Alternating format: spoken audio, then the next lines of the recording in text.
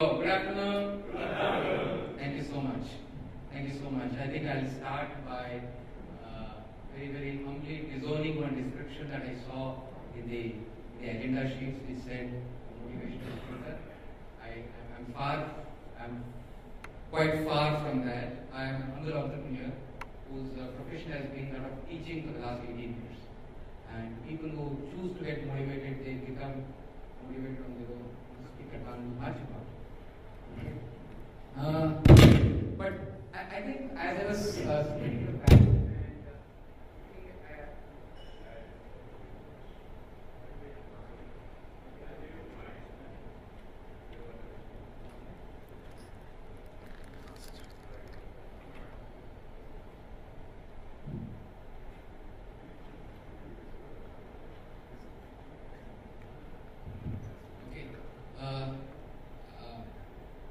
I was about to congratulate whoever chose the theme of entrepreneurial leadership, because I did grab a chance or two to come in a little earlier, sit at the back to understand what is it that's being spoken about once before lunch and once right now.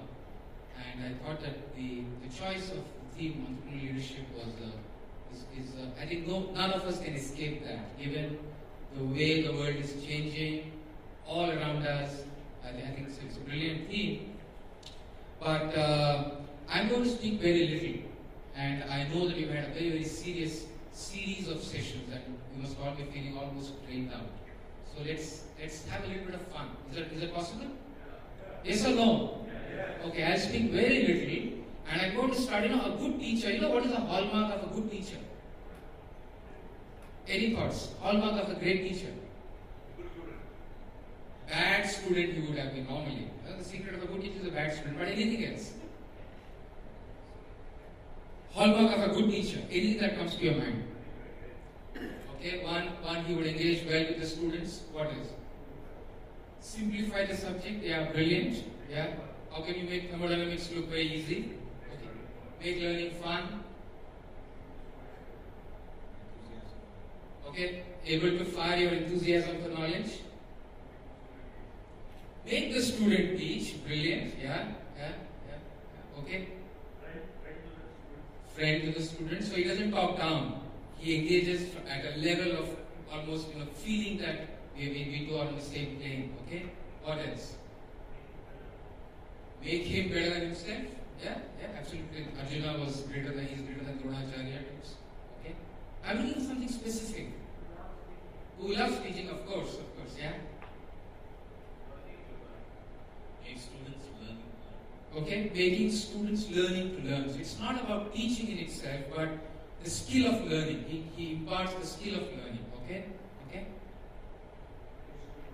He's a great student. Okay, might be. Then I might be a bad teacher then, because I was a very bad student. Okay, I'm looking for something which all of us know. He gives you a quiz when you least expect it. The hallmark of a great teacher is one who gives you a quiz when you least expect it. So what am I hinting at? I'm going to give you a quiz. Okay? Kindly bring it to me. I'll show how to give it. It's a very this is a 2-minute quiz. Okay? Could you just keep about 5 or 6 at each table, but face down, please, face down.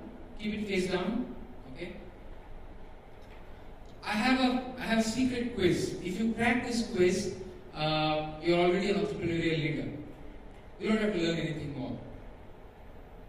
Okay? And this is a 2-minute quiz. What is important in a 2-minute quiz? Okay, know about the subject. No, even if it's a 1-hour quiz, you still need to know about the subject. But maybe you're right. You need to know it even better if it's a short time quiz. You don't have time to think. What else? Sorry? Common sense questions. Okay. You don't have time to think too much. Brilliant. Yeah. You need to trust your document responses, otherwise you might lose time, you'll not be able to do it. Same thing, okay? Alright. If I tell you that there is negative marking if you get something wrong. What else becomes important? Okay, you can skip the question. Okay, you can skip the question. Alright. But I'm a good guy, I'll keep your time, but you have only 2 minutes, I'll tell you. So please keep the sheet, pick one sheet, don't open it, keep it face down until I say start. I hope everyone has got the quiz in front of you. Needless to say, cheating is allowed. No, needless to say, cheating is allowed. I'm a good teacher, you know. But what is important if cheating is allowed? Yeah, make sure your neighbor is right. Yeah, make sure the neighbor is right, okay? Alright, is everyone ready? Yes or no? Okay, so we need enthusiasm for the next 2 minutes. Okay, so do you have your sheet? Okay, alright. And I'll keep the time, please don't worry. Your time starts now.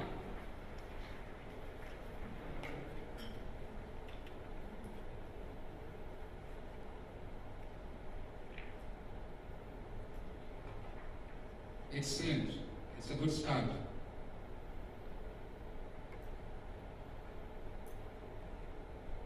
Very nice, Ramesh. That's a good speed. Excellent, Harish.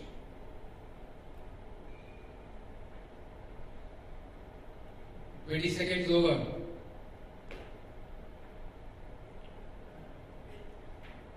Good, Sandeep. Come on. No, hit him hard. He's asleep. That's not done.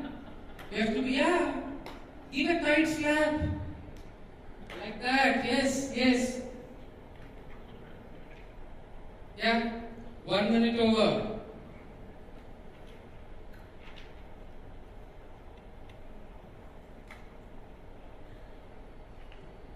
That's not even a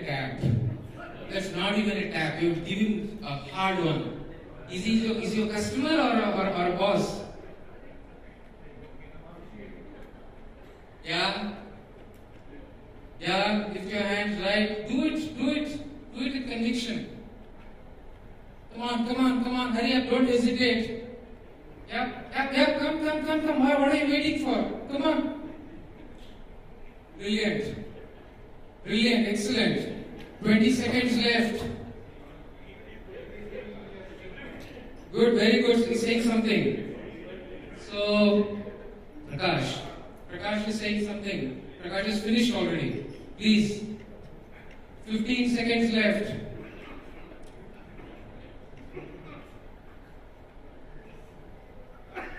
What's happening here? There's no action here.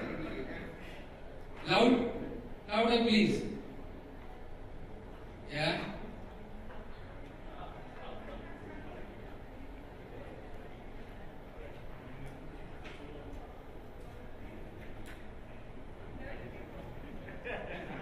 Come on, Sudhanshu, you're slow.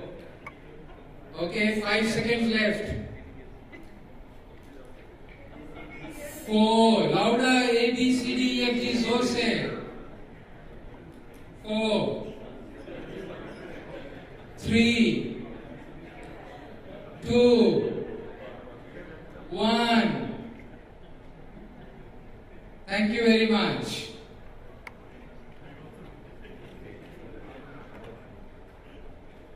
I'm happy to give 10 seconds of bonus time for somebody who's trying hard.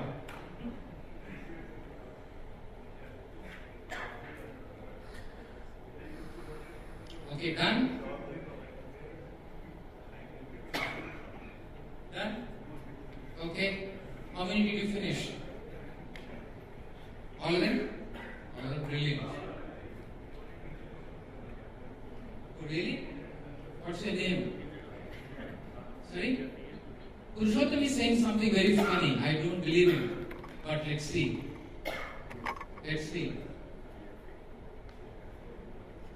Yeah, we'll come tell you. Everybody's done? I think there's a group discussion happening there at that table. They want to be sure about the purpose of this exercise. You know, entrepreneurial leadership, Cisco summit, and what is this? Write my boss's name and at 6 p.m. and I'm very tired. Let's hear from them. What is the purpose of this exercise? Anybody from here? Sudhanshu? Yeah. Follow the instruction properly. And what my next what to do and I can't wait. so you follow the instruction. So then you don't get wrong. Okay. Just you follow the instruction one. Okay. You tap with the others. I don't have to do the other one. Yeah, 1, 2, and 4. What is Sudhanshu saying? Did you get it? Yes. What is that? 1, 2, 4. 1, 2, 4. Okay. So who will read instruction number 1 loudly to all of us? I'm sorry, what was your name? Read everything before doing anything, but work as rapidly as you can. So if you would have read, then we would have done only 1, 2, and 4, but we ended up doing everything. She's saying read everything before doing anything, but work as rapidly as you can. Okay? So now you think that had you read all of them, because what it is saying is writing your name is a part of doing something. I'm not supposed to do that. Slapping your neighbor is part of doing something. You don't have to do that. All we had to do was read everything before doing anything. Is that clear? Is that instruction clear? Yes or no? Okay, it's clear now. Okay, alright. Now let me give it a little bit of a pause and ask how many of you did only 1, 2, and 4? Okay. What about the rest of us? What about the rest of us? Yeah. Sorry? Went to the board? And why? No, not they. We are not going to answer any question with a we or a they. We will answer with a okay, only I. And to me the next 30 minutes is going to be analysis of this, and I see a direct connection between what I did in the last 2 minutes to the theme of entrepreneurial leadership. So I would urge you to be beside yourself and reflect upon those 2 minutes. And correct me if I'm wrong. My assertion is that whatever mischief that I did, I must confess to that. Even after that, you were capable of just doing 1, 2, and 4 and giving the sheet back and say, okay, Satya, let's start the session. But I did something else. Am I right? So my submission to you is, can you reflect and only speak for yourself? Why did I do what I did? And we'll worry about the connection with entrepreneurial leadership in the subsequent 10 minutes. I just want to spend 10 minutes doing this. And look at this funny thing, huh? Tell me, does anything say here in the sheet that you have to go there and write I have? Even if you did what you did, what does the instruction say? Go there and say loudly, I have. And what did we do? We went and wrote. And why? You know the answer better than I do.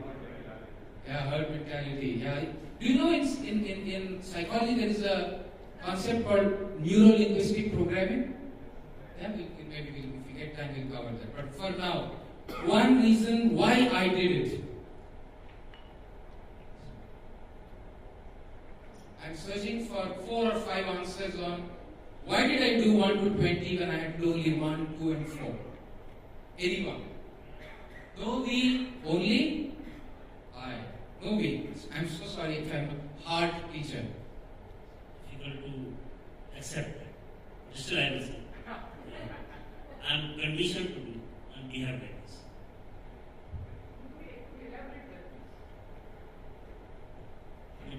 From childhood, any examination you have time pressure, you have to complete everything fast and excel in this. H.L. Gupta. H.L. says that since childhood, I've been conditioned to behave in a certain way whenever a quiz or an exam or a test came in front of me. Is that true for a few more people in the room? Yeah, and hence he's using the word conditioning. I was conditioned to respond in a certain way. What conditioning worked here in these 2 minutes? Or maybe you could add. So I think, conformity, like speaking for myself, like conformity, I guess that's one of the reasons why we are hardwired and conditioned, and you can't be a rebel without a cause. Conforming to the norm that's happening in the context is one of the things. Okay. What else about conditioning? Anybody, does conditioning come to anybody else's mind, please? Then there is a virtue on doing and failing other people. Not doing and failing is not acceptable. Brilliant. So, I'm sorry, I didn't pick your name. Harish. Harish is saying that there is a greater virtue that is attached in his mind of doing and failing. And that's more than not doing and failing. So somewhere the action takes a greater priority, even if it is at the expense of efficacy. Many a time we might confuse between activities vis-a-vis accomplishment. I don't know if you're aware of the famous caterpillar story by the French biologist. He put caterpillars one behind the other, and they went round and round and round. They have the habit of following the caterpillar just ahead of himself. And he put their favorite food right in the middle of that pot. They went round and round and round for 7 full days and 7 full nights. This is an experiment done in 18th century. Until they all fell dead. They didn't get to their goals. But brilliant thought. Okay. So I'll put it under here. Okay. Anything else? Anything else? Please. Sorry? Please pick the mic, please. Lack of trust in the instructions. Yeah, including me. I also perhaps ended up cheating you guys or misguiding you guys. But what about that? What about the instructions? What about is there something that occurs to anybody? He's saying something about the instructions. Are you linking it to the conditioning, or is it a separate point that you're making? Okay? Sorry? Counterintuitive, yeah? That when instructions are given, you would go top down. Maybe nobody went bottom up. None of us were stopped from doing it, but you did not do it. Okay? Anything else? Okay, let me see if this thing happened with any of you. You started off well. You didn't start writing. You didn't start slapping your neighbor. You went to 2, you went to 3, you went to 4. But you saw something happening in the room. And that kind of propelled you into action. Time pressure is another thing you're saying. Okay, I'll put time and come to that. Okay, what kind of competition pressure? So what happened? Did somebody else doing something trigger some action from you? Did it happen with anybody? Okay, you giving a name, but what happened with you? Did it happen with you? Yes, the peer pressure.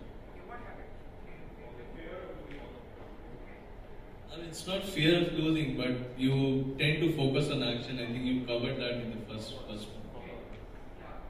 you are saying you're still giving it a very, very distinctive and important. So, peer pressure is, since childhood you are supposed to be doing and moving a few things. You got to be amongst the top 5 or top 10 in your class and so on and so forth during your career in education. Maybe one more point I want to add is the distraction, maybe the external factors, because when you are doing something, you are saying a time in gap. So you have been actually pointing you're distracting the activity.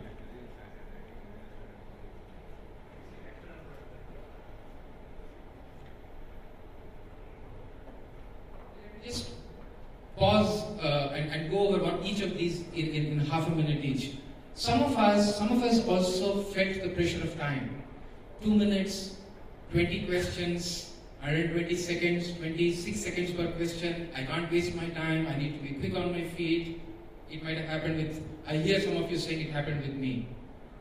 Some of us were driven by whether it was deep enough or not so deep enough, the pressure to perform. Can I be the last guy in this room? No. Can I be a guy who does it well? Yes. Can I be the number one? Maybe, let me give it a shot. Did it happen to a couple of people? Yes or no? I know we're very tired, fag end of the day. We'll finish in 10 minutes, okay? But I need your energy for 10 more minutes. Peer pressure. How many of you got propelled because somebody said I have? Somebody, slapped you and you started going. They happen with you? Okay, brilliant. A few people have experienced that. I seem to also have been a bit of a villain for some of you. Quite a bit, no? Brilliant, excellent.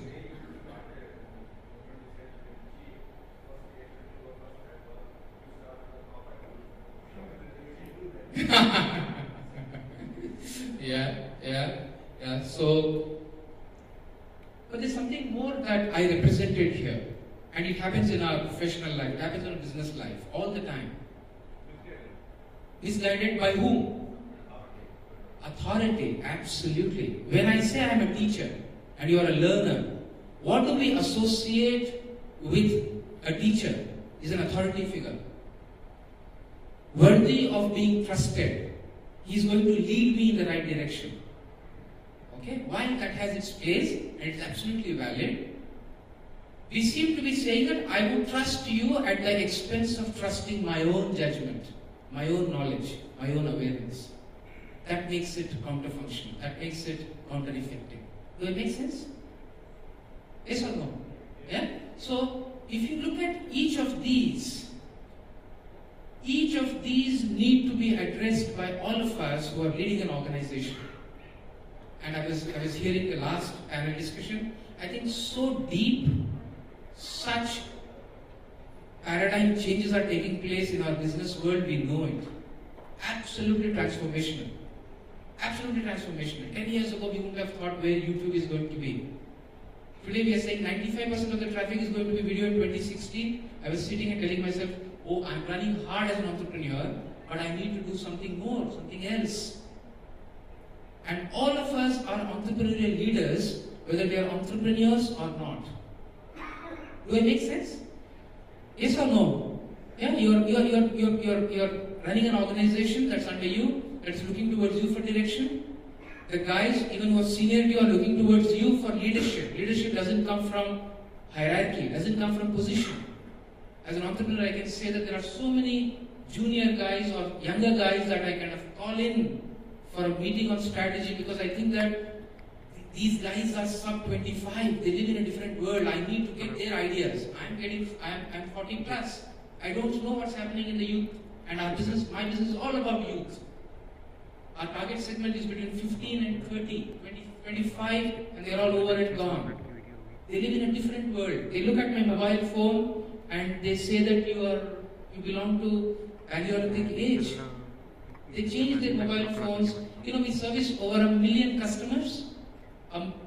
10 lakh students come and go, and when I go into the class and talk to them, and each time I come out saying that these guys live in a different world. They change their mobile phones every 2.5, 3 months in some parts of the country. I come back thinking this must be an exaggeration. Go back some other place and find you guys might be knowing such data even more than I do, because I'm at the periphery of it. But as entrepreneurial leaders, if you look at each of these, chances are that the mindset as a word came up in that last discussion at least 10 times. Do you recall?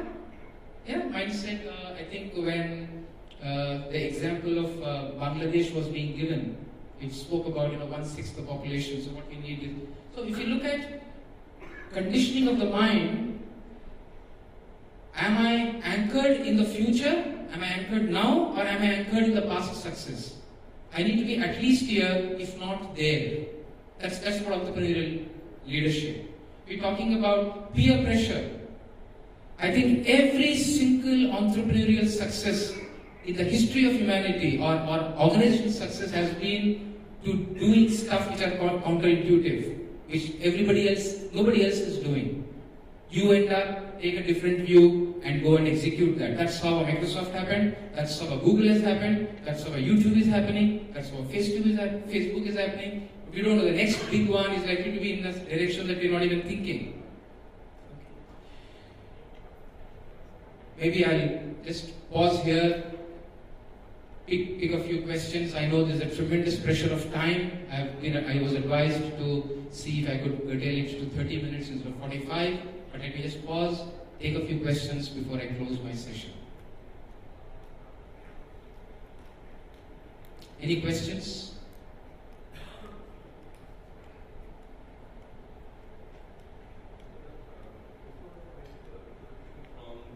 Us, what would you say if we followed this? What would be your terms of that? Because that conditional, time, peer pressure. So what would be the term which you would say? I think all of them are true. All of them are true. And in this, I think what is important is not a consensus. What is true for one person in the room, to me it is true because for him or her, that's 100% reality. I can't deny that. But I know that when we do such sessions with senior leaders or even youngsters, the list goes a little longer when we kind of dive deeper and pick up a lot of illustrations, examples, all of that. But all of them are valid, absolutely. So these are the reasons for why we did what we did. Right. What is the next step? How do we undo this conditioning? Or what is the next step forward? Brilliant. You know, I think the highest state, it is said, is the state of awareness. If I am aware that I could fall prey to these, I think we've kind of gotten to our goal. Next time when you get into a discussion, when you make a decision, you could just be aware that I could fall prey to any of these, and if you're aware of it, I think you kind of avoid that pitfall. And it's not that it's about you, it's perhaps true for all of us. I think that awareness is, to me, is the goal in itself.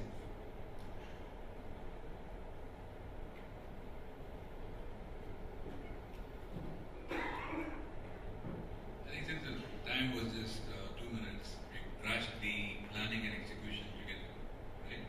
And we thought on the way we will kind of deal with it.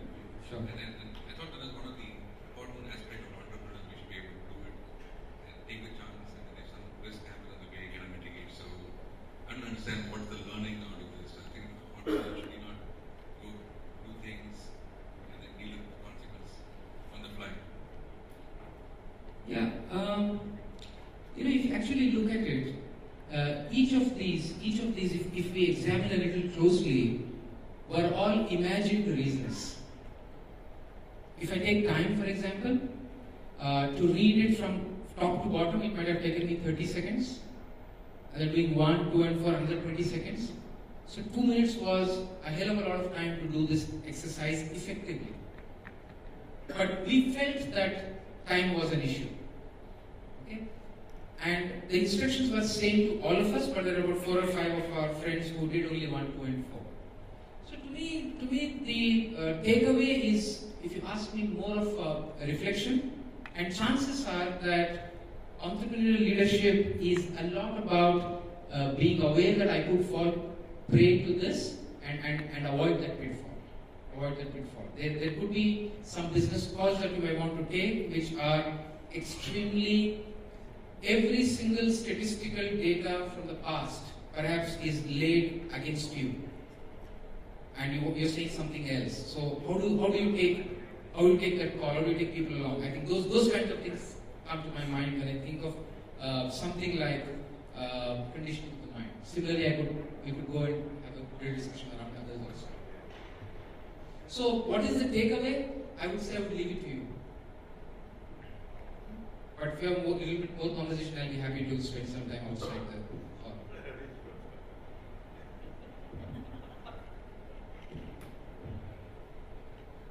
Career launch.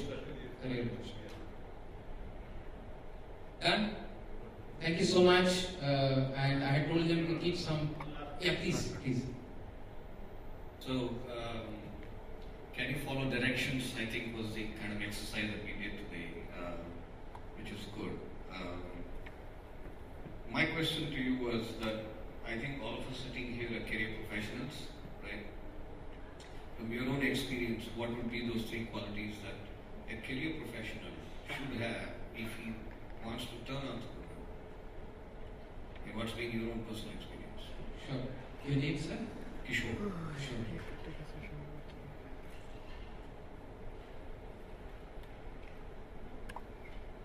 I think I would actually capture it in one word, may not even be three, which is that